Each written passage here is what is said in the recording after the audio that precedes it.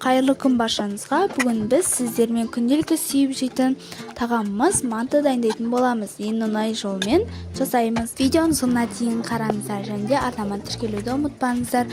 Ең алдымен қамырымызды дайындаймыз. Ол үшін бізге ұн, тұз, жылы су керек. Ұнымызға тұз салып, жылы сумен қамырымызды илеп, дайын болған соң жарты сағатқа қоямыз.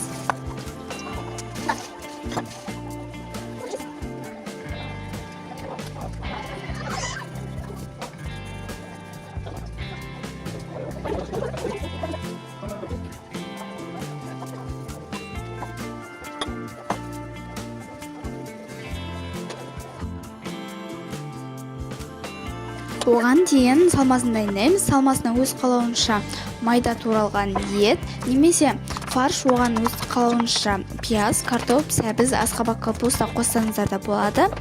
300 граммдай майда туралған құйрық май қоссаңыздар тіпті керемет болады. Енді салмасына пияз, капуста майдалап кубиктап турап, фаршқа қосып, тұз, бұрыш қосып, үшеуін әбден араластырамыз.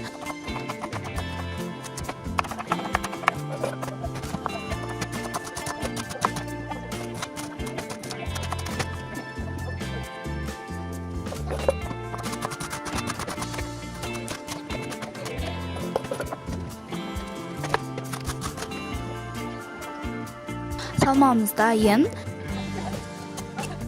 Енді қамырды қатты жұқа, қатты қалың қылмай жаямыз. Өз қалауынша формасын дөңгелектеп, не төрт бұрыш қылып жасауларыңызға болады.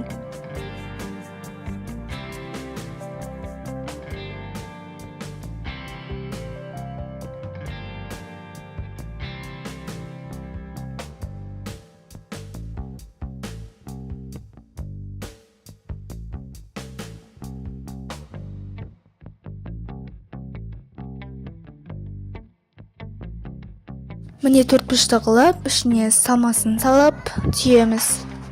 Түйді де өз қалауынша түйіңізге болады.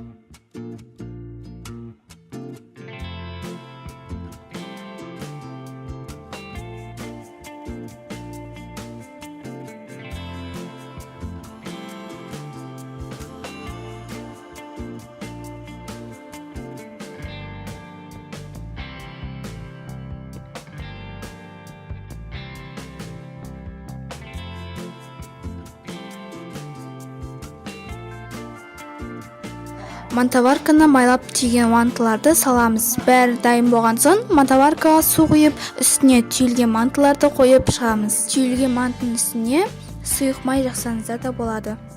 Мантаваркадағы су қайнап буы шыққанда әрі қарай 45 минутқа қойып пісіріп аласыздар.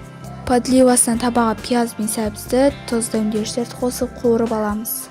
Мінекей өте оңай. Мантымыз дайын. Егер де видеоны ұнаса, арнама тіркеліп, лайк басып, комментарий қалдыруды ұмытпаңыздар. Келесі кездескенше аман сау болыңыздар.